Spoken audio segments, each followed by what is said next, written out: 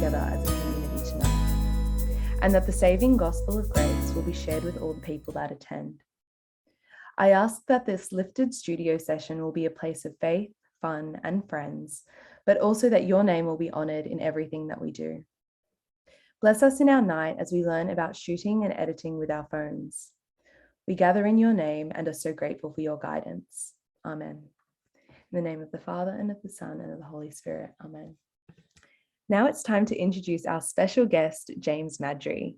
James was actually a youth leader right here in our own diocese at St. Bernadette's in Castle Hill. Studying film and media at university, James used his skills for video production to share many events across the Catholic Youth Parramatta calendar. James, did you want to give a brief introduction of yourself? Yeah, sure. Thank you, Tara. Look, welcome everyone. Thank you very much for coming along this evening. Yeah, I grew up in St. Bernadette's in Castle Hill. I was a part of the youth group there as a kid there for a long time and a young adult, and then sort of transitioned to being a leader there for quite some time. I was very fortunate to work under the amazing Sister Rosie for many years. Since then, I guess I've sort of transitioned into more CYP level stuff, you know, the lifted, the youth rally they were called back in the day, and then lifted live and all the other lifted sort of events, as well as being, you know, very fortunate to be involved with doing a lot of filming for the diocese, the events, Good Friday masses, the Good Friday walk we used to have back in the day, which seems so long ago now, the last time we had one.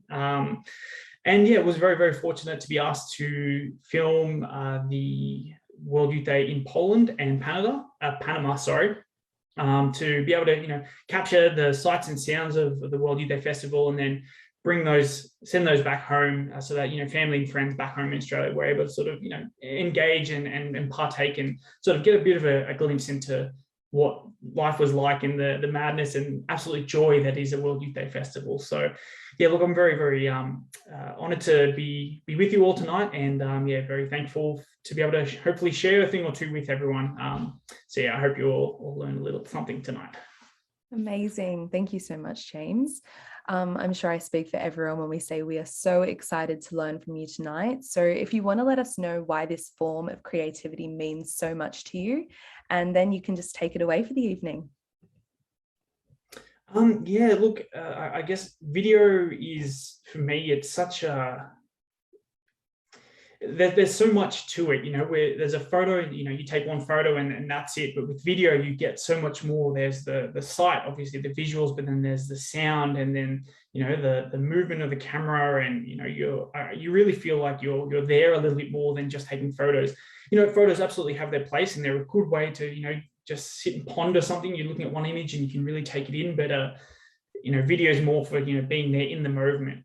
You know, you don't look at photos of concerts, you watch videos of concerts, right? So, you know, it's more about being in the moment, and yeah, which is what I really enjoyed, just telling stories as well. I really like that too. So yeah, look, tonight hopefully we can teach you a thing or two. We're going to go through you know, some tips and tricks about using your mobile phone, a piece of technology that you probably all have. If you don't have two or three, probably a couple in the cupboard or things like that. So let's get my screen, share my screen, I think.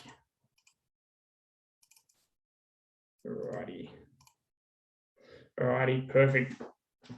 So yeah, look, we're going to go through shooting and editing video with your phone. You know, learning to capture and edit videos with what you already have. Now, again, everyone has a mobile phone these days. You'd be very, very rare to find someone who doesn't have anything. And it's really amazing what phones are and what they can do, basically. You know, the amount of technology that you have in, you know, the humble mobile phone is pretty phenomenal.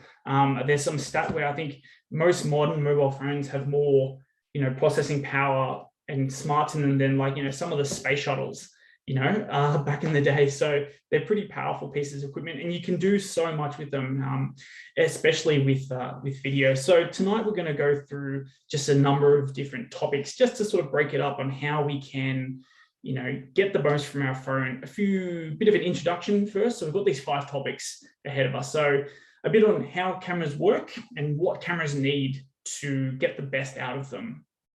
Then we're going to go through some settings. So getting the most out of your phone with the settings you have. Making it look and sound all right. So it's not just the video and it's not just, actually just pressing record, like framing your video, getting a good picture into that camera and getting good audio into that camera.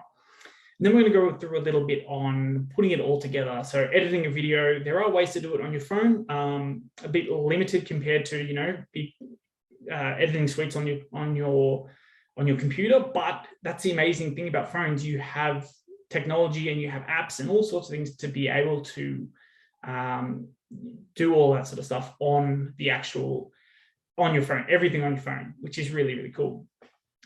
And then we're going to go through giving yourself a bit of inspiration. So I've just got a couple of links on some YouTube tutorials that from some YouTubers that, I really found inspirational, that I still follow to this day, just about the powers of filmmaking and more tips and tricks, and, probably way more advanced than you'll get from this session tonight, but good starters if you're really interested in just having a play around and getting into it. So first of all, tonight, I wanted to share a little clip that I took from, give me a second, let me share another screen now. So this clip is from World Youth Day in Poland. Now I'm going to play it from the beginning. It's a bit jittery, so apologies if it doesn't stream too well, but I want you to tell me which of these clips you think were filmed on a camera, like a proper video camera, and which were filmed on a phone. So I'm going to play it. If it works, happy days. If not, hopefully you can get a bit of a sense. Oh yeah, it's very jittery, but you sort of get a sense. So this was in one of the main squares of Poland. I think we were in between events on the day. I think I was heading back towards a hotel, getting ready for more festivities later in the night. For those of you who have been to World Youth Day, it's very much a 24-hour affair. And this was just walking by, and this just happened to be there. I was obviously filming for World Youth Day at the time, so I had all my gear and all my camera equipment with me. But yeah, turned around, pulled out a camera, and I recorded this. So do we think, and just put something in the chat, do we think which of those two shots was one on a phone, was one on a proper camera, were both of them on a camera, one on a camera? What do we think just from those two shots there?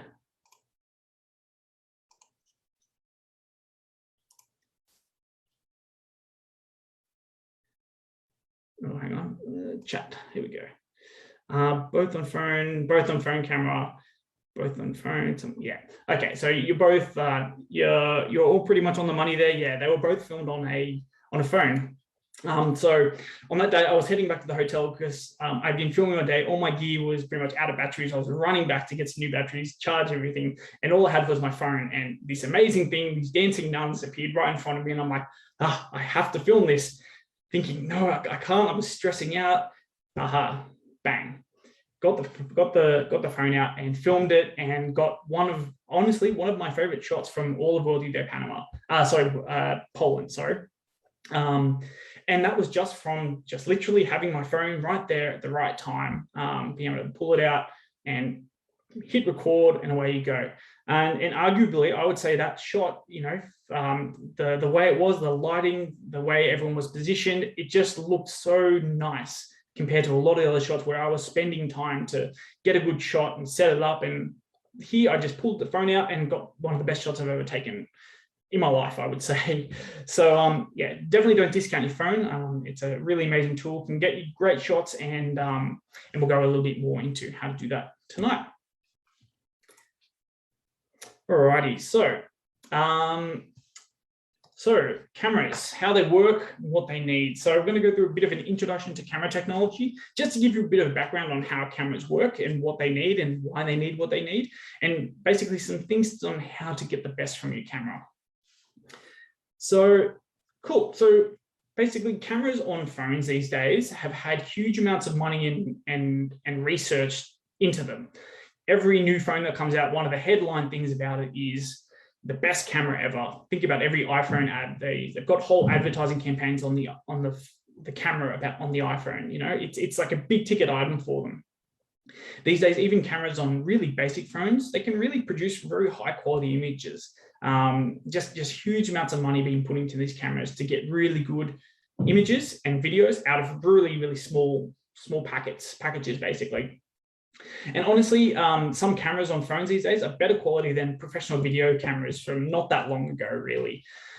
Now, the good thing about cameras on phones is they're by design made to be easy to use. They want people to be able to pick them up, press record, and away they go and capture whatever, everything. So they're really designed to be simple, pick it up and to use it. A lot of research has gone into, what's the best settings, what's the best filters, what's the best this, that. And so these companies put this software into cameras so that it's all done for you. It adjusts everything automatically, mostly, to give you the best image for whatever you're doing. So yeah, really, really amazing piece of technology. And it's one that you have with you all the time. And from that clip in Poland, I got that amazing shot, the best shot of my favorite shot I've ever taken. And it was just with the technology I had with me at the day. All right, so really quickly, so cameras work by taking what are called frames. They take many pictures or frames per second to create a moving image. So many modern phones capture at about 30 frames per second, and which means that your phone has 1/30 of a second to capture an image before it moves on to the next image. Now, if you look at this animation, now I apologize, it's sort of probably a bit jagged for you and a bit staggered for some of you, but you can see 60 frames, 30 frames, and 15 frames. Now you should be able to tell 15 frames is like a lot more jagged and a lot more like choppy, but the 60 and 30 frames, they're probably going to be pretty similar. You won't be able to tell much difference, and that's definitely the case for things everywhere. Your eyes can't really tell much difference between something going 30 frames and 60 frames. So your phones, the big companies have worked that out, and your phone is probably going to record at about 30 frames per second. So cameras, basically, they convert light into a digital signal. So think of them as nets. So a big camera, think a big photo camera with a big giant lens. For those of you familiar with Paradise's events, Alphonsus with his giant lens and his giant camera. Big camera, big net, it catches a lot of light. So it gets a lot of data, a lot of signal in, gets a really nice image. A small camera like that on our phone, if you have a look at that, two really tiny, it's all blurring, but little tiny dots. Small cameras, a small net, it catches a very small amount of light. So generally, more light equals a better signal, which equals a better video. Now, that's definitely the case for all cameras. Now, given that we've got a pretty small net, really, we're only getting a little bit of light, we need to be able to do everything we can to give that camera more light. And that's what we're going to focus on mostly today. All right, now I want you to have a look at this photo here. This is a photo of my beautiful dog, Brandy, who was having a snooze earlier this afternoon. The photo on the left was taken in the room with no lights, with the blinds closed, and it was pretty dim, like not dark. It was not a dark room, but kind of dim. You'd probably want to go turn on a light if you went in there, but there were no lights, no blinds open, nothing. Now, you can see there, the image is pretty good. You can see everything, nothing sort of too dark to see. Brandy's clear, everything's good. There's some color in there, but if you have a bit of a look, you can tell that there's sort of a bit of a gray sheen over everything. Everything's sort of a bit of a dull color, really. All right. Whereas if you look on the right, all I did there was I turned on the ceiling light and I just opened those shutters. You can see that behind. Now, on the right-hand side, you can see the colors are a lot more vivid and they pop a little bit more. She's a bit more golden sort of a color. The mat she's on is more red. Her little blanket is more red as well. And honestly, having seen my dog in real life, the image on the right is more akin to what she actually looks like. She's more of that golden color as opposed to the one on the left where it's more just sort of, a light brown sort of color. Now, what's happened here? The video, this is a picture, but on the left-hand side, it's quite a dim image, a bit too dim probably for the camera to sort of get a nice image easily. So all those smarts and software in the background has just sort of gone, oh, this is a dark image. Let's just boost that up a little bit. So everything's just got to come up and made it a pretty bright image and perfectly usable. But on the right-hand side, that hasn't happened. That hasn't had to happen. Sorry. because it's getting a lot of light in from the window, from the ceiling light, it's being able to get everything sort of as is, no adjustments, not as much adjustments needed. And you can really tell that in the shadows. So you can see under her legs, under her belly there's really sort of dark shadows compared to the image on the left, where everything's just sort of flat, gray, there's not much difference between the dark and the light. Whereas there's real difference. You can really see shadow, which gives the image a lot more depth. And it's more akin to what we're, I guess, used to seeing in real life. We see shadows, we see bright spots, dark spots. That's what we see in real life, right? That's, the sun shines down and casts shadows. That's what we're used to seeing. So it makes a more pleasing image. Now, let's have a look at this a little bit more. So this is just a bit of a cutout of her on her mat there. On the left-hand side, pretty smooth. It all looks the same. On the right-hand side, you can see there's a bit of shadows where her mat is crinkled and rumpled a little bit, where she's been lying on it, if she stood on it or something.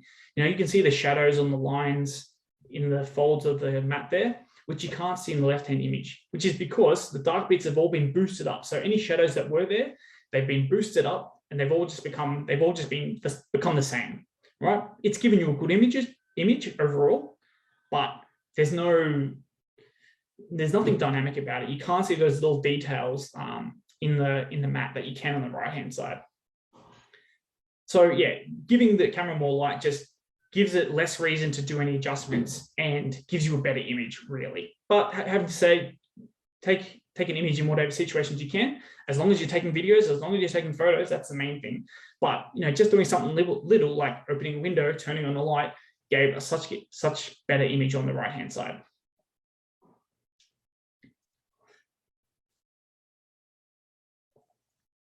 So really cameras they're nowhere near as good as human eyes. So we just need to be able to help them out a little bit. They're very, very small. They're not as complex as our eyes, our amazing eyes and brains that can interpret the images in front of us. So we need to give them every little bit of help, and giving light is the easiest way to do it. So what can we do? Add more light to the scene. Like I showed in that visual before, open a window or go and film outdoors. Now, going outdoors is good. Natural light is, like I said, is what humans, we've been living outdoors for probably most of our existence. It's only in the last, few hundred years that we've sort of, been primarily indoor creatures. Outdoors, there is so much thing as too much light. Everyone's seen a photo of someone where everyone's standing in the sun, they're all squinting and they can't see anything. Too much light can be a problem as well. So, take into consideration what's around you. If there's some shade to film, if it's too sunny, go do that. It's okay. There'll still be plenty of light, and there's more light than being indoors. You're not being blocked by big four walls around you. Just even though you're under some shade, there'll still be plenty of light bouncing around, filling your sensor. You can get a torch, such as a phone torch, to add some light to the scene if it's too dark. So everyone's got a phone. Most of them, all of them these days, have a little torch on them. If you're filming something, get a mate to turn your phone torch on. Even if you're taking a photo, get them just shine the torch in behind you or something like that, just onto your subjects, to add a bit more light to the scene, which just gives that sensor a little bit more information, a little bit more data, be able to give it a little bit more color, a little bit more detail. But obviously, again, be careful about not adding too many shadows or harsh lighting. You don't want that, the whole adding a torch from underneath and having those weird shadows on you. So I want to quickly show you something just about lighting. So at the moment, I have two lights in front of me. So I've got one there over this side, yeah, there we go, and one over that side. So if I turn them off, right, so turn that one off, there we go, it's a big dark shadow there like that. Right, so you can still see me pretty well, but all of a sudden, I've sort of gone a bit more of a gray sort of color, because that's just the camera has just gone, oh, it's dark now. I need to boost it up a little bit. Need to boost everything up. So it's just gone, adding some software stuff in the background to try and add more detail, which, if there's not enough light, there just isn't. But if I turn these lights back on again, there you go, that light's come on, and lights come on there. The camera doesn't need to do so much of that. So it can just get more of my natural look, lockdown haircut and all. So yeah, it's always good just to add a bit more light. The more light is generally better. So, don't be afraid to chuck a torch in, get a little light. I'll show you actually what I've got. I'll turn this off. This, well, you can see this, but this little light, it's just a little little rechargeable thing. This is what I took to Panama, and that was it. Oh, you can't see it, it's blurred. There we go. Anyway, this little light is, I took this to Panama, and that was the light for the entire thing. And that's all I needed. And the sleep out and the vigil, everything. I had that one little light, and that's all I needed, which doesn't seem like much, but it's better than having nothing at all. And it means you're able to shoot and film things in a lot more situations. You know, if it's the middle of the night, whack the light out, you can film in the middle of the night now. So always really, really handy, just have a little light. Again, use your phone torch. That's perfectly reasonable. You know, whatever you have, use it, as long as you're using it. That's the main thing. Alrighty, any questions from anything so far? I have a question. Yes. Where did you buy that light that you just showed us? There's plenty of camera shops. I think I got it from George's cameras cool. in the city or something like that. How much would that set us back? That one, I think that one is sort of a nicer one, to be honest, because I was going to Panama, so I was like, yeah, everything's gonna be good. That one was like, I think $80, but you can get little ones off eBay or Gumtree or something like that. eBay actually, or Amazon maybe, and they'll be like, you know, $10, $20. There's those ring lights like you've noticed there. There's little ones that attach to your phone. Yeah, there's lots of little things you can have. As long as you've got a light source, doesn't matter, doesn't need to be nice. As long as you've got one, that's the main thing. Cool, thanks, James. Perfect.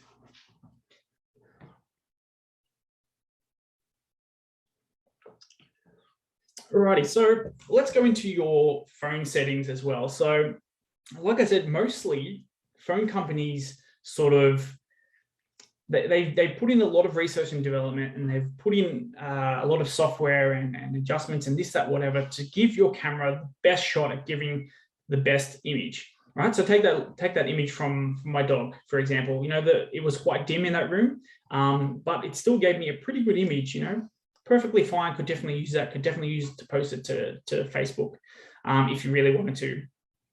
Because phone companies want people to take good photos, because if people know that this phone takes good photos, then people will want to buy this phone, which is why they do so much advertising on the cameras on phones. So there's a big advertising campaign at the moment, the Shot on iPhone, which is like, you know, these amazing videos, these amazing photos with Shot on iPhone, you know, showing that, look, you can get this, look how good this video is, look how good this photo is, you can get this, buy an iPhone. You know, they want you to get good photos because they want to be able to sell more iPhones and sell more Android, you know, very sort of consumeristic. But at the end of the day, we win because we get better photos, we get better, I guess, videos and quality out of it. So there's a couple of things you can do to help you, just some basic settings to help you film your best, you know, formats, aspect ratios, resolutions, things you can do in your phone just to try and get that little bit more out of your camera. So modern phones have video settings, and they generally, like I said, update automatically based on what you're looking at. And some phones even advertise that, oh, it gives you the best scene for whatever. I think iPhones have like scene lighting, and it will give you different lighting effects based on where it thinks you are, for example. For Android, and I'm an Android user, don't hold it against me. So most of this will be Android centric. So apologies for those iPhone users. I don't have an iPhone that I could use, but we'll try work through with you anyway. Android phones, the app in the Android phone has some limited settings from the actual camera app itself. So you can open the camera app to go take a photo, and then you can change some settings from the app itself. From iPhones, I believe you don't actually have an ability to change any settings from the app itself. You have to go into the settings menu and then go look for camera and then go into settings. So, you know, Apple doesn't even want you to change the settings in the app. They just want you to just pick it up, press record, press take the photo, and that's it. That's all they want you to do. They want it to be as easy as possible for you. And again, that's good for us because photos look great. Videos look great. We don't have to worry about it. They want it to make as easy as possible, and a camera that's easy to use is basically a camera that gets used often, which is that's what they want. That's what we want. You know, we want to use that camera like that video from before. that video was done on a phone. So that was 2016. That phone at that time was 2 years old at that time. So that camera was from 2014. And it still holds up today, that video. So, you know, you're getting good stuff.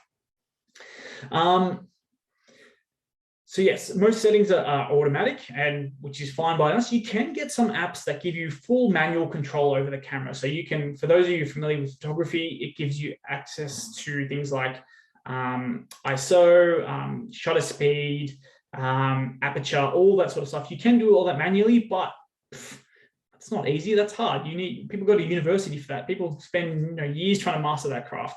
Just pick it up, press record. That's what we want to do, because we want to make stuff. We want to film stuff. We want to video stuff. So yeah, go for the most part. You can just go with whatever you've got. That's perfectly reasonable. Your camera may have some built-in stabilization to help smooth the video out. So, your video is sort of not, if you have shaky hands a little bit like I do, it sort of smooths it out a little bit. That's generally pretty good these days. It's actually quite good. Feel free to use it. Nothing wrong with it. It'll make your video better, make you want to take more videos. Win-win. So one thing you want to know though, or consider, is that photo and video settings may be different for different phones. So obviously Android to Apple is a bit different. Even in Android, I've got a Nokia here actually, for the person who mentioned Nokia earlier. A Nokia might be different to a Pixel phone, which might be different to a Samsung, which might be different to a Huawei. They might all have their own sort of quirks, the way they do things, the way the settings look. So take a bit of time and muck around and go for a walk, and go for one of your lockdown walks, and take your phone and take some photos of trees, and take some videos of you walking and videos of your dog or whatever, and play around with the settings, see what looks good for you. Because at the end of the day, that's what matters, right? What looks good to you? What makes you want to take more video? What makes you want to show things to other people? That's what it's all about. Just getting those photos taken. Oh, perfect. There we go. You can, from the iPhone 11, you can change the FPS from the camera app. Yeah, perfect. So there's heaps of stuff. Yeah, iPhone 11, exactly. iPhone can do all sorts of things. It's a really, really big deal, cameras for iPhones. They're getting really, really good. Alrighty, so here's just some screenshots from, so obviously you've got an iPhone on the left-hand side. So there's a few video settings. So if that's all sort of, gobbledygook for you, don't worry about it. We'll explain it all shortly. But there's a few different settings for video that we can choose from. They give you a few options. And on the right-hand side, there's a couple of settings that I took from my phone. So you've got resolution. So what's the size of the video? What the frame rate is? In the settings itself, there's grid. Video stabilization, audio zoom, all these fancy things you can do to tweak it and make it better for yourself. But for the most part, there's not much else you can really change. Alrighty, so most modern phones will film in HD, or 1080p or HD, is sort of interchangeable, just fine. Some high-end phones will film in 4K. 4K is sort of all the rage at the moment, and 8K is starting to come out. Now, you can film in 4K, you can film in 8K, but honestly, filming in HD is going to give you a good clear image without eating up too much storage space, because once you start getting to 4K and 8K, people complain of not having enough storage on phones as it is these days. Imagine if you're taking these huge 4K, 8K resolution files, it just gets a bit unmanageable.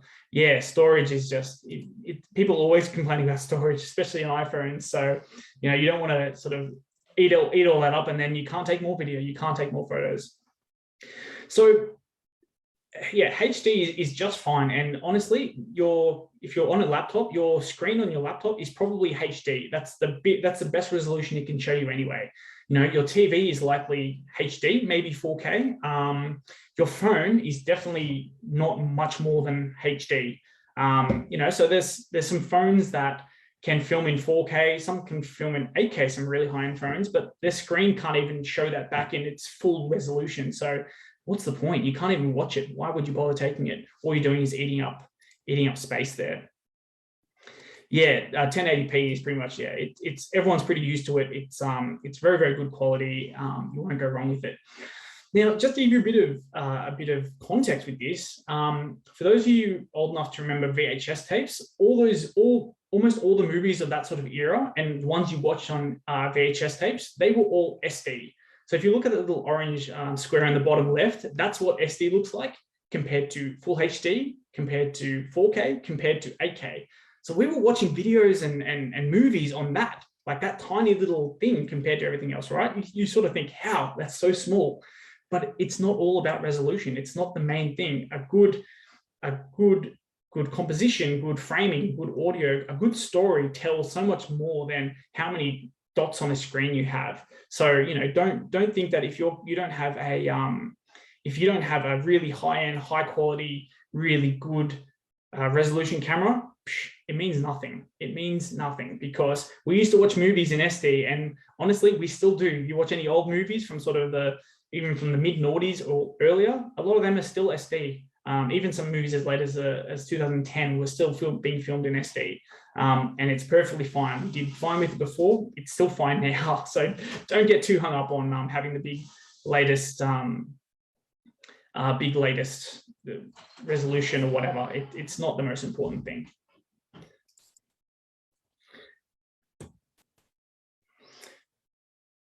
Alrighty, so again, frame rate. Our phone usually does 30 frames per second, and you probably can't tell much different from 30 to 60. And your phone will probably give you an option to go 60 or more, or things like that. For just everyday filming, 30 is fine. You honestly can't tell much of a difference watching something at 30 frames per second compared to watching it at 60 frames per second. Your brain can perceive very minor differences, but it's not going to cause any jarring effects like on the 15 frames, you know, where you can see the difference. It's going to be fine. So don't think, oh, I've got 120 FPS. So what? I can only watch them 30 at a time. Well, I'm going to watch 120. It's got a use, but for everyday filming, don't stress. Let your phone do what it does best. The big companies know that 30 frames is just fine, and that's what they've given your camera, and that's what they've made default for your camera. So just go with it. Alrighty, now the last setting you really want to go with is the grid. Now, some of you might have that on by default. There's like a grid on your camera, so like a sort of a bunch of squares. You want to turn that on, and I'll tell you why. This is what's called the rule of thirds. So you want to go with the 3x3 grid. It's a very important filming rule when it comes to framing a video, and we're going to cover it a little bit more in the next topic. So look, the takeaway from settings is don't worry about it. It's all pretty good. You can probably just pick it up and go with it. You don't need to stress. Thankfully, we're very lucky to be able to just pick it up and go for it. So if you're not across settings, don't worry, pick it up and film it, because if you're mucking around with settings and you miss something, well, what's more important? You playing with settings, or you filming, you know, your kid's first step, you know, someone scoring a goal or whatever, you know, just film. That's the main thing. Alrighty, cool. Making it look right and making it sound right. So I'm going to go in a little bit about framing. So it's all very good to have your camera and this resolution, that frame rate and whatever, but how do we get things in front of us? What are we going to film and how are we going to film it? Where are we going to put it on screen? Things like that. So the framing tips to tell the best story, the rule of thirds, best audio, camera movement, things like that. Before we go on, were there any questions from settings or anything up till now?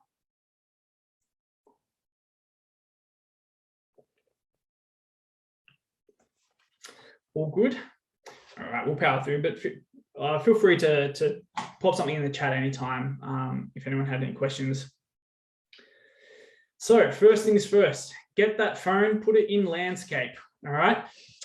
Video is made for landscape, okay? This ain't no TikTok video. If you want TikTok, come back tomorrow. We've got a session with Larissa. You can learn all about TikTok and vertical video, big videos, for proper videos and filming things and telling stories. Get that in landscape, you know, and I'll tell you a bit more why later, but the landscape is the way to go. We don't have vertical cinemas. We don't have vertical TVs. Let's go landscape. Yeah, that's it. We want to film content that's going to fit what's around us best. So film in landscape. That's number one. Film in landscape. Alrighty, cool.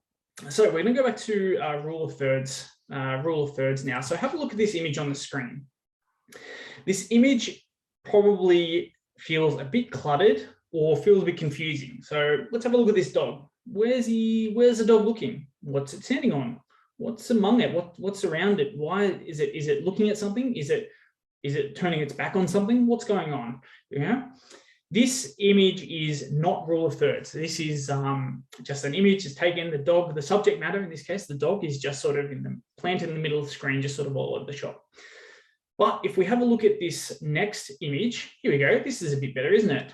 So the dog is looking very proud, sniffing the wind, standing on a rock above a valley. He's looking across. You can see the valley below. You can see the trees, the meadows, the road. It's a much better image, much more pleasing to the eye. Now, this is a technique that's called rule of thirds, and this is what I was talking about when I was talking about getting, the grid squares of,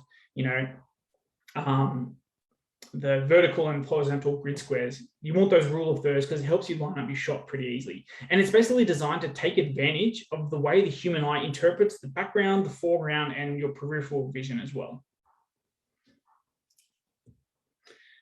Alrighty, so once you've got your image in rule of thirds, we want to do video in motion. Now, we're not doing photos here, we're doing video. You want to try and incorporate some movement into what you film. So camera movement can tell a story as much as what's being filmed. So here we have a lady going for a walk along a path, right?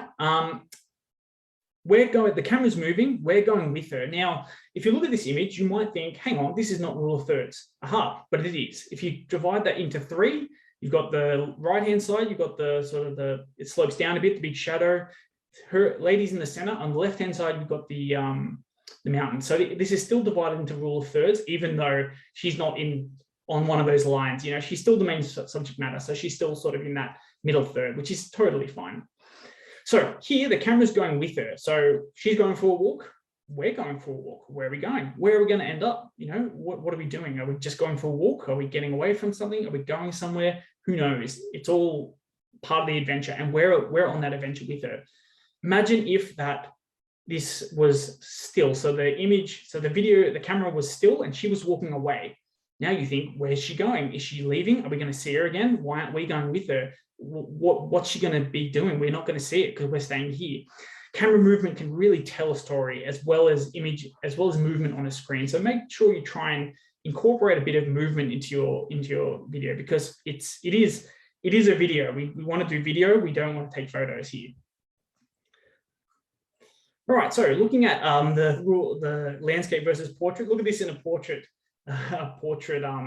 video now. Now we lose a lot of context. Our brain is looking for that peripheral vision and we just don't get it. She is filling up most of the frame. We can't see much else. We don't know that she's on the top of a hill really. We can tell there's some mountains really, but you lose a lot of context. So your brain's naturally looking for that information. So give it that information. Yeah, TikTok Insta Stories vibes. Yeah, I'm leave TikTok for TikTok. Tomorrow night with Larissa. We're here to take nice shots, nice widescreen shots. Alrighty, phone audio. Now, like video, phone audio is pretty good these days. The quality is pretty good, so you don't have to worry about it too much. However, you want to remember that if you're filming something or someone, so say that lady walking, you're holding the microphone, right? So any noise you make is going to come through. So just be mindful of that. Microphones are very susceptible to ambient noise, such as traffic, lawnmowers, or wind. So try to keep away from those if you can. And the quieter the environment you're in, the better any speaking or noises you're trying to capture will be. So, audiences are likely to be put off more by poor audio than poor quality video. And unfortunately, on your phone, it's most likely to be the audio that suffers most. So if you're filming by yourself, and you're just filming yourself walking around, or you're filming something else and you want to do some commentary, you can get your headphones, plug them in and use the microphone on that. That works just fine.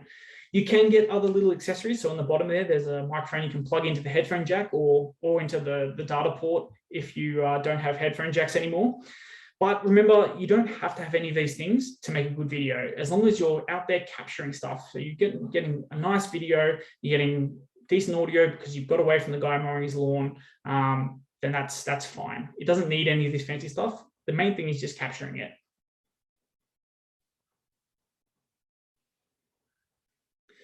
Alrighty, so editing on your phone. Now, I want to show you something really, really basic in a minute. Hopefully it works, but we'll see how we go. Any questions on framing composition? Help feel more moving. Can you recommend a gimbal for a phone? Yeah, so gimbals, yeah, I'll chat about gimbals for a second. So if we go back a few, so this image is taken on a gimbal. This is not my image. I wish it was. It's very, very nice. But gimbals are basically, for those who don't know, are basically stabilization devices. You hold one end of it, and there's sort of some motors that counteract any movement of your hand and hold your phone, so that your phone, even if your hand's sort of, shaking around like this, your phone sort of stays pretty level, pretty steady. I have one. The one I use is called the DJI Osmo Mobile 2, but there's plenty. Have a look around, do your research. The Osmo Mobile is quite good. You can get it from the Apple Store, I'm pretty sure. I think there's a new one. There's a number 3. Very, very good. A lot of features, but there's heaps out there. It's very accessible technology these days. So go do your research, have a look, read reviews, watch YouTube videos. I guarantee you, anything you're looking for, there's 100 unboxing videos on it. Go watch one of those and see what people think and see if it suits what you want to do. Do you want to go? Do you want to go running? You might want one that's a bit more intense, or do you want to go just nice, easy? Film your dog from a standing position. Depends. They all do different things. What are your thoughts on the 0.5 times feature on iPhone, and when would be a good time to use it? I have no idea what that is. I'm an Android user, so I'm not too up to date with iPhones, but it sounds like it's like a very zoomed out shot, so it's very wide angle. Wide angles can be quite good if you want to capture a lot of scenery. So if you're in the mountains, something like that, you want to capture a big wide area. Yeah, it's totally fine. You might find that image pleasing. 0.5 times would be, I think, a little bit warped on the edges, because your camera's lens is circle and it's trying to put that onto a square rectangle, basically. So it might sort of warp the edges, but that can be sort of have its own aesthetic as well. So, if you've got it and you like it, use it. It's all about what makes you happy, what brings you joy, so to speak. So yeah, if it looks nice and makes you want to show people and makes you want to take more photos, go for it. Yeah, but unfortunately, I'm not too familiar specifically, just because I'm a dirty Android user. Alrighty, so editing. So editing is basically the process of cutting, rearranging, changing, adding audio, overlays, text, and exporting a collection of clips into a video together. So editing is sort of what brings a story together from a series of short clips. Now, each short clip might show something different, but together they show a different story altogether. So say the video of that lady, she is walking, you've got a video of her getting out of the car, then her walking along the ridge, and then her going and meeting up with a friend. Each clip individually have their own little story, but you put them together and you've got something different altogether. And that's what the beauty of editing is. You can really change the meanings of stories by stringing all these things together. So there are a couple of different apps that you can use and available on iPhone and Android. Check out your relevant app store, do some research, Google and YouTube are your friend here.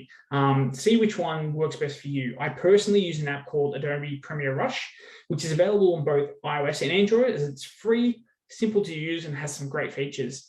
Again, YouTube is a great resource. YouTube is your friend here, but there's one called Filmora Go, Premiere Rush, obviously, and Filmic Pro. They're ones that I've used in the past, I've heard of. Most apps, unfortunately, are sort of behind. They have some free features. Quain, there's free features, but you need to pay to do certain things. So, just be mindful of that. Yeah, sorry. Be mindful of that. Some of them might stick a big sticker on the middle of your video. Premiere Rush adds something to the end. So if you're happy with that, then whatever.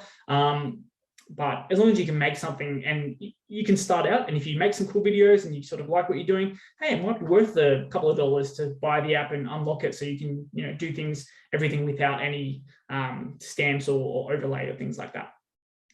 Now, I realize we're sort of getting towards the end here, but I just want to quickly show you something that I made on my phone. So bear with me, I'm going to stop sharing. I'll try to share from my phone. See how well this works.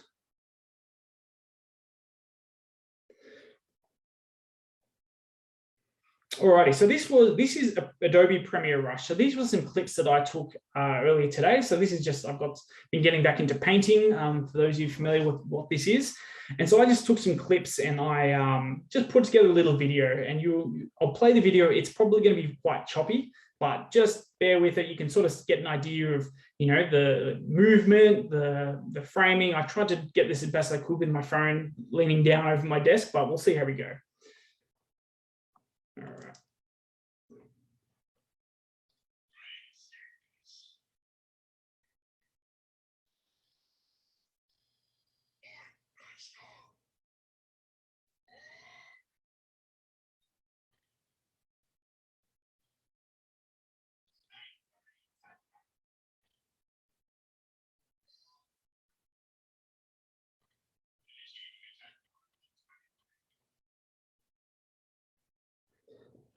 All right, I don't know how well you heard all that or if the video played okay, but it's just basically a few little clips just that I took on my phone, just, and think about the story there. Really, really simple story. You've got some space marines on one side. You've got some orcs, the greenskins they were talking about.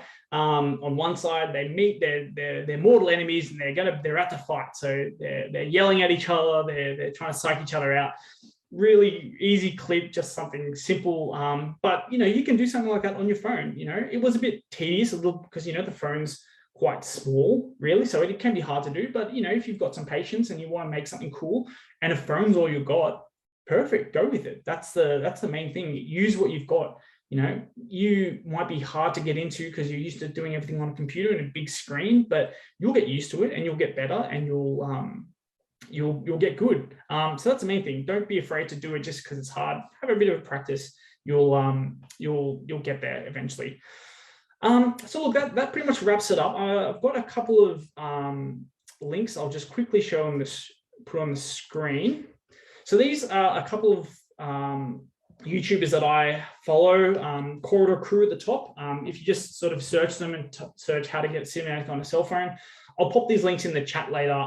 These are some really good, just some tutorials on how to get good video from a phone. So obviously, Corridor Crew one is very, very good. They're quite good at explaining, the fundamentals of phones and how they work, how to use your iPhone specifically from Filmora. Now that one's a bit gory. They like doing horror films, but it's quite a good tutorial. So hopefully that doesn't put you off. And then down the bottom from Madry phone versus DSLR filmmaking. So he sort of goes into whether you even need a big camera or whether a phone is enough. So I'll pop these in the chat later, but yeah, definitely worth having a look at these ones for a bit of a guide on how to get into it. They have a lot more information than I do, and they go into a lot more depth, but it's a good start to get into it nonetheless. So yeah, look, that was all I had today. A very, very brief introduction to filming on your phone and editing on your phone. You can go into way more depth on every single thing that I covered. You can spend hours. I went to university for it, for goodness sake. You can spend huge amounts of time getting into it, but you don't need to go study it. You don't need to, go do huge, big, lifelong endeavors. You can just get your phone out, and it's so easy for you. Get it out, film something, put a few clips together to make something nice, and you've got something. It's so easy for us right now. So, do your best or do your worst with it. Go for it. Film every time you're out. Yeah, that's it. Make a little story. During lockdown, a little hobby. Film your lockdown and try to do it in a way that is interesting and showing people what it's like in lockdown, and so you can catalog it for your kids and your grandkids. Oh, look at us, we went through the pandemic in landscape. Yes, in landscape. Yeah, so look, that's all from me. If you've got any questions, please feel free to ask. There's a few questions in the chat. Sorry, MQOFU. Sorry, I didn't get to your question earlier. Have you used fisheye lens? I have not. Again, that's sort of a bit of its own sort of certain aesthetic. That very sort of warped image, everything sort of centered around black beats in the corner. It's got its own aesthetic, and it's very, very popular in skateboarding videos, for example. But it sort of has its use. So think about what it's doing. It's forcing your view. It's forcing a really wide image into like a little circle, basically. So instead of getting this whole screen, you've got this little circle basically in the middle that you're trying to focus on. So what are you trying to focus the viewer to look at? If you're going to do it for a reason, right? Don't just go, oh yeah, fisheye is cool, and film everything fisheye, because everyone's going to have sore eyes from looking at everything warped. You want to use it to direct everyone's eyes to the middle. So use it for a reason, but play around with it. You might find a cool way to use it, and that looks cool and you like. So yeah, go for it. Absolutely. Any other questions? I have a question. Yes. In terms of your video for Panama World Youth Day, was it better did you like storyboard before filming, or was it more, I'm just gonna get whatever shot, it looks cool and interesting, and then combine them together and create a story after that? Good question. I wish I could storyboard. For Panama and for a bigger project like that, it's sort of a bit of both. I would say you have a general idea of what's going to happen each day, so you sort of know, this mass at this cathedral is going to be in the morning, then we're having a talk from this bishop in the afternoon, then we've got this event at night. So you sort of have a bit of an idea of what's going to happen each day. However, you can't really storyboard it outside of, oh well, I need to go there and be there at that time. That's it, because you don't know necessarily what's going to happen. You don't know, and as someone who's talking, you don't know what's going to be interesting in their speech. There might be a lot of, just chit chatting and things like that, or they might say something very, very powerful, but you don't know when that's going to be. You don't know anything. The way I did it, I just went there and my head was on a swivel. Anyone who was there in Panama just knew I was just running around. I think I slept like 3.5 hours per night, just because you're running around everything, because everyone, and it's very easy to film in a place like that because everyone's so happy. There's so much happening. You could basically turn anywhere and get something cool, right? And so that's what I was doing for the most part, and that's what you should try and do. You see something cool, you see someone having fun doing something cool, your friends are out, one day when we can all gather again, your friends, you realize your friend's gotten into drumming. Oh, wow, can I film you doing a clip? Or, you can do that because that's cool to watch. It's all about just capturing what's in front of you. You can storyboard a little bit if you want, but sometimes you can't. And so, you just have to get as much as you can, show as much as you can to the world, and then feel some pain later when you've got to go through 20 hours of footage and cut it down to a few minutes. So yeah, there's no real answer to that one. It depends what you're doing. But, if you want to go more creative, and I'm going to film this, and I'm going to film the lady walking through the desert, and then she's going to get in the car and then she's going to meet a friend. You can storyboard that, but maybe you're just going for a walk with your friends and you make a cool story out of it because you and your friends like to have a good time. You just want to show people, so you just film whatever and you find something later. But be ready for the pain of lots of time in front of the editing screen. That's the only thing I'll say. Well, thank you so much, James. That was absolutely fantastic. Like, I'm ready to go and change all of my videos right after we finish. And I'm sure, everyone is more than excited to get to work with their new videography and editing skills. Does anyone want to share one main takeaway from tonight? It could be that you're feeling, excited to go edit some of your photos that have been sitting in your camera roll for way too long, or, new skills to do with the actual capturing of the world around you. Is there anyone that would want to speak on that? Well, I find this a very helpful workshop. Just want to say thank you. And as you know, all of us are bored during the lockdown, so we want to make the most of it. And perhaps I think those events like World Youth Day, ACYF, and just capture those moments and with the best quality possible. And wow, absolutely. Put it on Facebook. Go share viral. with the world. We've got so many avenues to share things. Exactly. Be generous. 100%.